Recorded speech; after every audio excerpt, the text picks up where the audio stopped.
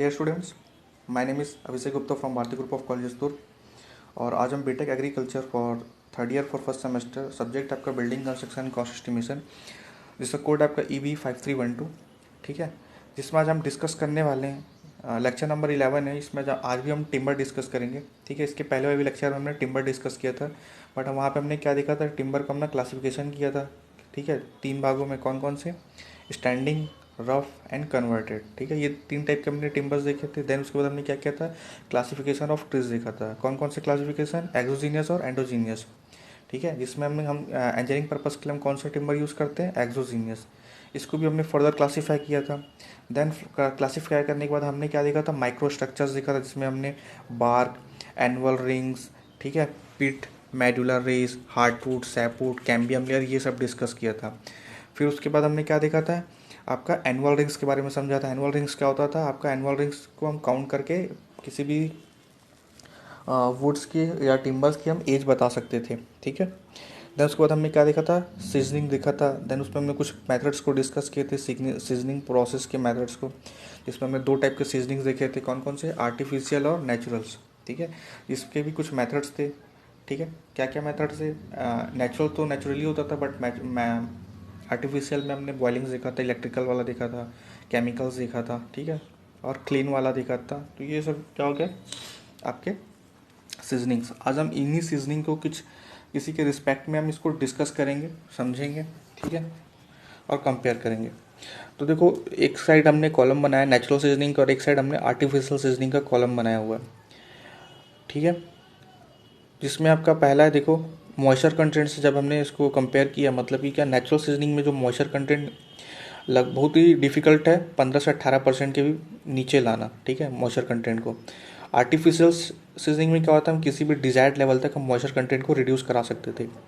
अगर नेचर की बात की जाए तो जो नेचुरल सीजनिंग था वो कैसा था, सिंपल था और क्या था, इकोनॉमिकल था। बट जो आर्टिफिशियल सीजनिंग है वो कैसा, एक्सपेंसिव और क्वाइट टेक्निकल है। अगर आप, टेक्निकल क्यों है, क्योंकि देखो इसमें हम केमिकल्स यूज़ कर रहे हैं, इलेक्ट्रिसिटी यूज़ कर रहे हैं, ठीक है। करंट्स के थ्रू हम सीजनिंग करा रहे थे, और क्या करा रहे थे, बॉइलिंग के थ्रू करा रहे थे। तो अगर ये सब चीज़ अगर प्रॉपर मैनर में नहीं हुआ, ठीक है, सही प्रपोर्शन में नहीं हुआ, तो हो सकता है कि आपको कुछ डिफ़िकल्टीज फेस करना पड़ जाए और हो सकता है कि आपका टिम्बर पूरा वेस्ट हो जाए, ठीक है। तो उसके अगर बात करें क्वालिटी ऑफ टिम्बर्स की, तो देखो क्या बोल रहा है, the air seasoned timber is more liable to the attack of insects and fungi. मतलब कि नेचुरल सीजनिंग में ज़्यादा चांसेस होते हैं वाइट एंड्स के अटैक्स के, इंसेक्ट्स के अटैक के, फंगिस के अटैक्स के, ठीक है। बट वही अगर आप आर्टिफिशियल सीजनिंग करोगे तो होगा क्या, आपको यहाँ पे चांसेस कम होते हैं इंसेक्ट्स और आपके फंगी अटैक्स के। अगर स्पेस की बात की जाए तो नेचुरल सीजनिंग में ऑब्वियसली स्पेस हमको ज़्यादा लगेगा, बट आर्टिफिशियल में क्या है, हमको स्पेस कम लगेगा सीजनिंग के लिए। स्पीड्स की बात की जाए तो देखो, नेचुरल सीजनिंग लगभग 2 से 4 साल का प्रोसेस है, तो एक तरह से ये स्लो प्रोसेस कहा जा सकता है।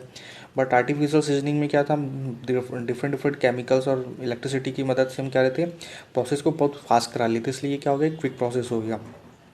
स्ट्रेंथ की अगर कंपेयर की जाए तो जो नेचुरल सीजनिंग से जो हमको स्ट्रेंथ मिलती थी टिम्बर्स की, वो ज़्यादा होती थी as compared to artificial seasoning. Artificial seasoning में हमको क्या मिल रहा था, जो स्ट्रेंथ होती थी टिम्बर्स की, क्या होती थी, बहुत ही कम होती थी, ठीक है। किसके कंपैरिजन में, नेचुरल के कंपैरिजन में। अब हम बात करने वाले कन्वर्जन ऑफ टिम्बर्स, मतलब कि कम टिम्बर्स को उसके डिजायर्ड शेप और साइज़ में कटिंग करना क्या कहलाता है, कन्वर्जन ऑफ टिम्बर्स। अब इसके लिए हमारे पास 4 मेथड्स हैं। कौन कौन से मेथड्स हैं, ऑर्डिनरी सॉइंग है, रेडियल सॉइंग है, क्वार्टर सॉइंग है और टेंजेंशियल सॉइंग है। सॉइंग का मतलब क्या होता है, कटिंग करना या फिर चिराई करना, ठीक है। जनरली कहाँ होता है कन्वर्जन ऑफ टिम्बर, ये हमको देखने को मिलेगा टिम्बर मिल्स में, ठीक है, वहाँ पे कन्वर्जन किया जाता है, ठीक है, आमतौर पर। तो देखो बहुत ही सिंपल है, आप डेली लाइफ में भी इसको कभी ना कभी, आप जब भी टिम्बर्स गए होंगे वुड्स खरीदने के लिए अपने घर के लिए, तो आप वहाँ पे कटिंग मिल्स में देखते होंगे, वहाँ पे हम 4 टाइप के मेथड से हम इसको कटिंग करते हैं, किसी भी टिम्बर्स को, लॉग्स को। इसमें पहला है आपका ऑर्डिनरी सोइंग, इसी को हम क्या बोलते हैं, फ्लैट सोइंग भी बोलते हैं, और इसी को क्या बोलते हैं, स्लैब सोइंग्स, ठीक है। तो इसका डायग्राम देखने से आपको ज़्यादा समझ में आएगा। देखो जो भी हमारे पास लॉग्स आता है, इस लॉग्स को हम क्या करते हैं, अलॉन्ग द लेंथ, मतलब कि ये जो लॉग्स है इसी के लेंथ के अलॉन्ग हम क्या करते हैं, कटिंग करते हैं। तो हम इसको क्या बोलते हैं, ऑर्डिनरी सोइंग बोलते हैं, अभी पैरेलल सोइंग ठीक है, या फिर और क्या बोल सकते हैं, इसको प्लेन सोइंग भी बोल सकते हैं, ठीक है। तो इस टाइप से जो कटिंग होता है हम इसको क्या बोल रहे हैं, ऑर्डिनरी सोइंग, ठीक है। सबसे ज़्यादा यूज़ किया जाता है। अब इसका एडवांटेज क्या होगा, एक तो एडवांटेज इसका ये होगा कि ये बहुत ही फास्ट प्रोसेस है, ठीक है। As compared to other sawing इसमें खर्चा कम आता है, ठीक है, वेस्टेज कम निकलते हैं, ग्रेन्स प्रॉपर्ली हमको दिखते हैं, ठीक है, किसके, सैपवुड्स के, ठीक है। बट इसका डिसएडवांटेज क्या है, हम इसको स्ट्रक्चरल पर्पज़ के लिए यूज़ नहीं कर सकते एज ए स्ट्रक्चरल टीम, जैसे कि बीम्स नहीं बना सकते, जॉइंट्स नहीं बना सकते, एक्सेट्रा, ठीक है। तो देखो ये एक और कोई इसका एक और नाम हमको मिल गया, स्लैश सोइंग, ठीक है। प्लेन सोइंग को हम क्या बोल रहे हैं, स्लैश सोइंग। तो इस टाइप से आपको कटिंग देखने को मिलेगा। ये कोई आपको लॉक्स का गट्ठा है और इसमें इस टाइप से हम कटिंग करते हैं, ठीक है।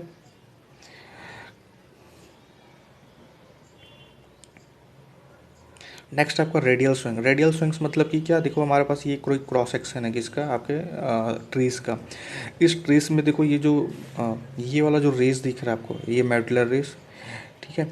इसी के पैरेलल हम क्या करते हैं, रेडियल डायरेक्शन में जो भी कटिंग करते हैं इसको हम क्या बोलेंगे, रेडियल स्विंग, ठीक है। क्या बोलेंगे, रेडियल स्विंग। ये देखो क्या बोल रहा है इसके बाद, देखो the section obtained will have a maximum strength, मतलब ये क्या बोल रहा है, जो भी सेक्शन हमको यहाँ से मिलता है वो क्या होता है, उसका स्ट्रेंथ अच्छा होता है और डेकोरेटिव इफेक्ट के लिए भी बहुत अच्छा होता है ये, ठीक है। बट ये क्या है, ये अनइकोनॉमिकल है, क्यों, क्योंकि इसमें वेस्टेज हमको ज़्यादा मिलेगा एज़ कम्पेयर टू प्लेन सोई, ठीक है। तीसरा आपका टेंजेंशियल स्विंग, मतलब कि क्या, एनुअल रिंग्स जो हमारे होते हैं सर्कुलर वाले, उसके अगर टेंजेंट में जो भी हम कटिंग करते हैं उसको हम क्या बोलेंगे, टेंजेंशियल स्विंग। हर कट के बाद हमको क्या करना पड़ता है, 90 डिग्री का एक कट करना पड़ता है। जैसे कि मान लो कि मैंने यहाँ पे एक कट कर लिया, ठीक है, 90 डिग्री में, दैन उसके बाद मेरे को कैसा कट करना पड़ेगा, एक ऐसा कट करना पड़ेगा, फिर ऐसा कट करना पड़ेगा, फिर ऐसा कट करना पड़ेगा। ऐसा नहीं कि सीधा सीधा ऐसा से मैं करते जाऊँ कट, ऐसा कुछ नहीं होता। हमको हर एक 90 डिग्री का कट ऐसे करते जाना पड़ता है, ठीक है। देन ऐसा करके, ठीक है, कुछ इसके एडवांटेज है, ठीक है। क्या बोल रहे हैं, देखो, produce board with flame figure, tangential boards are strong boards use for beams and joist, ठीक है, जो कि हमारे स्ट्रक्चरल मेंबर है। Heartwood and sapwood are easily separated, these boards can take in nail without splitting because of the position of the their annual rings. Disadvantage क्या होगा, prone to shrinkage, it is expensive as the log is turn 90 degree for each cut, ठीक है। तो ये कुछ उसका advantage disadvantage हो गया। नेक्स्ट है आपका, देखो, क्वार्टर सोइंग। क्वार्टर सोइंग क्या बोल रहा है, in this method the whole section is divided into 4 quarter, मतलब कि ये जो आपका एनुअल रिंग्स दिख रहा है पिक्चर्स में, इसको हम 4 भाग में क्या करते हैं, कन्वर्ट कर लेते हैं, ठीक है। मतलब 4 भाग में इसको क्वार्टर पार्ट में डिवाइड कर लेते हैं। देन जो कटिंग होती है हम उसको क्या बोलते हैं, क्वार्टर सोइंग, ठीक है। इसकी जो ट्रांसवर्स, इस टाइप की जो कटिंग में इसकी जो ट्रांसवर्स स्ट्रेंथ होती है किसकी, हमारे वो टिम्बर्स की, बहुत कम होती है, ठीक है। एडवांटेज क्या होगा, अट्रैक्टिव ग्रेन पैटर्न प्रोड्यूस्ड होता है, ठीक है। Boards are more stable and shrinkless, boards wear more evenly, important for flooring, ठीक है। फ्लोरिंग्स में इसका इंपॉर्टेंट है ज़्यादा। अगर मान लो कभी हम लोग जब फ्लोरिंग्स पढ़ेंगे तो फ्लोरिंग्स में याद रखना टिम्बर फ्लोरिंग भी होता है, तो याद रखना है कौन सा हमको किस टाइप का कटिंग वाला फ्लोरिंग में हमको टिम्बर यूज़ करना है। तो हम क्या यूज़ करेंगे, कौन सा यूज़ करेंगे, क्वार्टर सॉइंग, ठीक है। इससे कुछ डिसएडवांटेज भी, क्या डिसएडवांटेज है, देखो, एक्सपेंसिव है, ठीक है, क्यों, क्योंकि हमको इसको क्वार्टर पैटर्न में कट करना पड़ रहा है, ठीक है। नेक्स्ट है आपका, देखो, प्रिजर्वेशन ऑफ टिम्बर। प्रिजर्वेशन मतलब कि क्या, लकड़ी को उसके एटमॉस्फेरिक प्रभावों से, एटमॉस्फेरिक इफेक्ट से बचाने के लिए, जैसे कि क्या क्या, बहुत सारे एटमॉस्फेरिक इफेक्ट, तो उससे क्या होती है, उस इफेक्ट से इसकी ड्यूरेबिलिटी और लाइफ कम हो जाती है। तो इसकी ड्यूरेबिलिटी और लाइफ को बढ़ाने के लिए हमको क्या करना पड़ता है, प्रिजर्वेशन करना पड़ता है, ठीक है, किसका, टिम्बर्स का। इसी को हम क्या बोलते हैं, प्रिजर्वेशन ऑफ टिम्बर्स, ठीक है। तो देखो क्या लिखा हुआ है, preservation is done to maintain the quality of timber for longer duration, hence by preservation life of timber can be increased, by preservation the resistance against action of fire, water, insects and fungi etc is increased, ठीक है। इसके resistance increase हो जाती है preservation करने से, ठीक है। For the preservation preservatives are used preservatives are used, this preservation should have following qualities, क्या क्या होना चाहिए, it should be easily available, it should be economical, workable and durable, it should have better decorative effect and should be free from bad smell, it should have a proper adhesion, it shouldn't be infallible, it should penetrate up to considerable depth, 6 mm to 25 mm inside the timber section, it shouldn't be easily affected by action of water, means it shouldn't be washed away. ठीक है, तो ये हो गया कुछ preservation. अब इसके क्या क्या मेथड्स हैं हमारे पास। तो बेसिकली देखो, प्रिजर्वेशन हम इसको 4 भाग में डिवाइड कर रहे हैं। पहला प्रिजर्वेशन अगेंस्ट वाइट एंड्स है, दूसरा प्रिजर्वेशन अगेंस्ट वाटर पेनिट्रेशन है, तीसरा प्रिजर्वेशन जो किसके अगेंस्ट है, फायर के अगेंस्ट है, चौथा है आपका फंगी और इंसेक्ट्स के अगेंस्ट। इसके अंदर भी हम प्रिजर्वेशन अगेंस्ट, अगर वाइट एंड्स की मैं बात करूँ तो इसमें भी 2 मेथड्स हैं, ASCU ट्रीटमेंट और दूसरा आपका सोलिग्नम पेंट्स। ठीक है, दूसरा आपका देखो प्रिजर्वेशन अगेंस्ट वाटर पेनिट्रेशन, जिसमें हम यूज़ करेंगे ऑयल पेंट्स यूज़ कर सकते हैं और कोल टार यूज़ कर सकते हैं। अगर प्रिजर्वेशन अगेंस्ट फायर की बात करूँ तो इसमें हमारे पास 3 मेथड्स है। कौन कौन सा, सरेबलेस method, using coal tar method and using पैराइन मेथड्स। ठीक है, और चौथा है आपका preservation against fungi and insects, ये ठीक है। इसमें भी हम 2 टाइप के मेथड्स पढ़ेंगे, कौन कौन से, क्रियोशर है ना, जिसको बैथल्स प्रोसेस भी बोल रहे हैं, और दूसरा आपका यूजिंग ऑफ केमिकल्स। ठीक है, तो देखो ASCU ट्रीटमेंट क्या है। This preservative is developed by the forest research institute. ठीक है, कहाँ पे है ये देहरादून में। तो क्या बोल रहा है, it consist of 1 part of weight of hydrated arsenic pentoxide, और 3 पार्ट ऑफ क्या बोल रहा है, 3 part of by weight of copper sulphate and 4 parts by weight of potassium dichromate और सोडियम डाइक्रोमेट। ठीक है, this preservative is available in powder form. ठीक है, by mixing 6 part of this powder with 100 parts of water, this solution is prepared. then this solution the solution is then spread over the surface of timber. This treatment prevents attack from termites, है ना। The surface may be painted to get desired appearance. ठीक है, तो ये हो गया आपका ASCU treatment, ज़्यादा टफ नहीं है ये।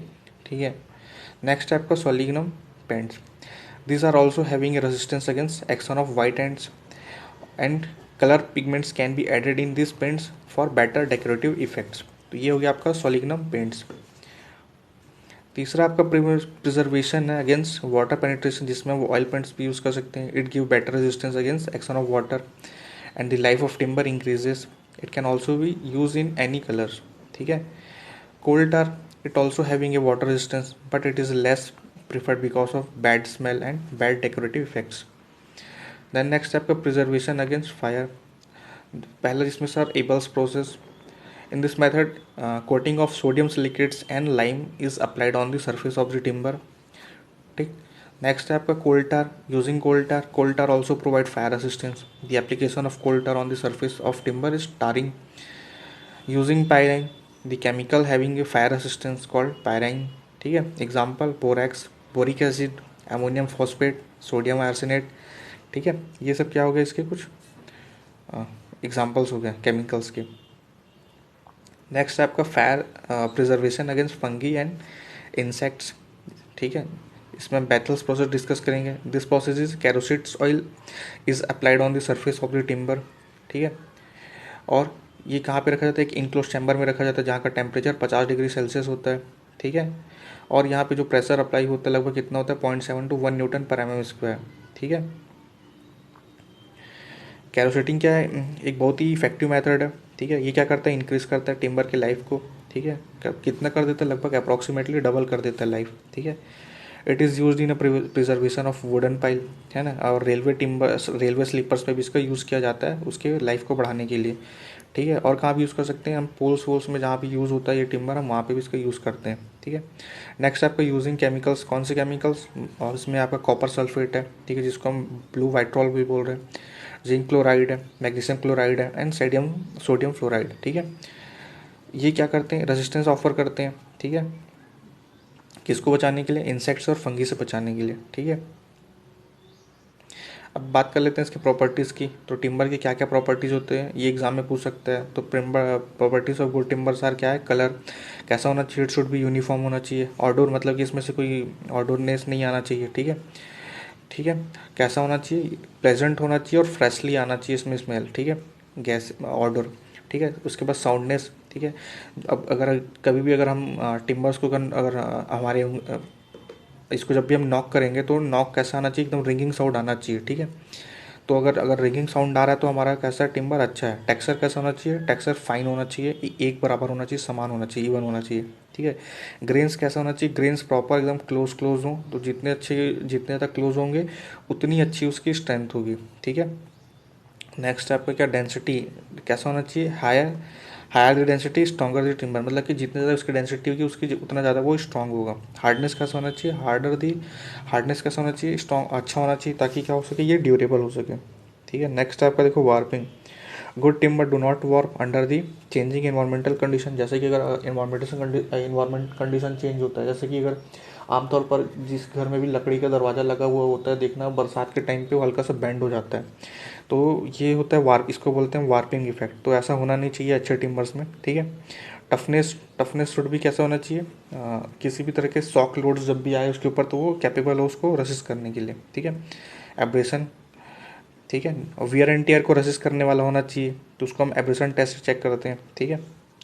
ताकि जब कभी भी हम फ्लोरिंग में अगर कोई भी हम टिम्बर यूज़ करें तो वहाँ पे क्या होगा, हमारे चलने से क्या होगा, या फिर हम सामान मूव करेंगे तो क्या होगा, वहाँ पे वियर एंड टियर होगा, तो वो सब आराम से आपका टिम्बर झेल सके ऐसा होना चाहिए। स्ट्रेंथ कैसा होना चाहिए, स्ट्रेंथ अच्छा होना चाहिए, क्योंकि हम इसको कहाँ यूज़ कर रहे हैं, हम इसको यूज़ करें हमारे स्ट्रक्चरल पर्पस में। जैसे कि आमतौर पर अगर पुराने लकड़ी के घरों में अगर आप देखोगे तो इसका यूज़ एज अ बीम के रूप में भी किया जाता है और कॉलम के रूप में भी किया जाता था। तो मतलब कि क्या, इसकी स्ट्रेंथ तो अच्छी होनी चाहिए, अदरवाइज में क्या होगा, इसमें बैंडिंग के कारण ये टूट सकता है, ठीक है। तो स्ट्रेंथ कैसा होना चाहिए, अच्छी होनी चाहिए। मॉडुलस ऑफ इलास्टिसिटी कैसा होना चाहिए, अच्छा होना चाहिए, ठीक है। जितनी ज़्यादा मॉडुलस ऑफ इलास्टिसिटी होगी उतनी ज़्यादा उसकी अच्छी क्वालिटी होगी, ठीक है। नेक्स्ट है इसके यूजेस ऑफ टिम्बर। देखो यूजेस ऑफ टिम्बर्स क्या बोल रहा है, कहाँ कहाँ यूज़ करते हैं, कंस्ट्रक्शन वर्क में कॉलम बनाने के लिए, ट्रस बनाने के लिए, पाइल्स बनाने के लिए, ठीक है। और क्या बोल रहे हैं, देखो लाइट वेट कंस्ट्रक्शन जैसे कि doors, windows, flooring and roofing के लिए, ठीक है। For other permanent works like railway sleepers, पुराने ज़मानों में हम आज के डेट में तो हम कंक्रीट के स्लीपर्स यूज़ कर रहे हैं अभी प्री स्ट्रेस्ड वाले, बट नाउ डे पहले के ज़मानों में हम वुडन्स के स्लीपर्स आमतौर पर हमको देखने को मिलता था, ठीक है। ठीक है, फेंसिंग पोल्स में भी इसका यूज़ करते थे, इलेक्ट्रिक पोल्स में भी यूज़ करते थे, है ना, गेट्स में भी यूज़ किया जाता था। बट आज के डेट में इलेक्ट्रिक पोल्स में हम नहीं, कम यूज़ कर रहे हैं, ठीक है, अब क्योंकि अब हम जनरली स्टील के स्ट्रक्चरल सेक्शन यूज़ करते हैं, ठीक है।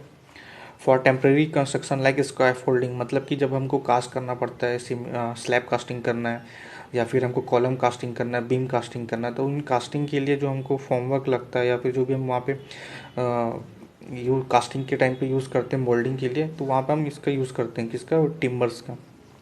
सेंटरिंग के लिए यूज़ कर सकते हैं, शटरिंग के लिए यूज़ करते हैं, ठीक है, पैकिंग के लिए यूज़ किया जाता है, ठीक है। और कहाँ कहाँ यूज़ कर सकते हैं, इसका डेकोरेटिव पर्पज़ के लिए भी यूज़ कर सकते हैं, जैसे फर्नीचर्स बनता है, शोकेस बनता है, ठीक है। आजकल हम घर में वुडन्स के कारीगरी भी कराते हैं, इंटीरियर्स भी कराया जाता है, ठीक है,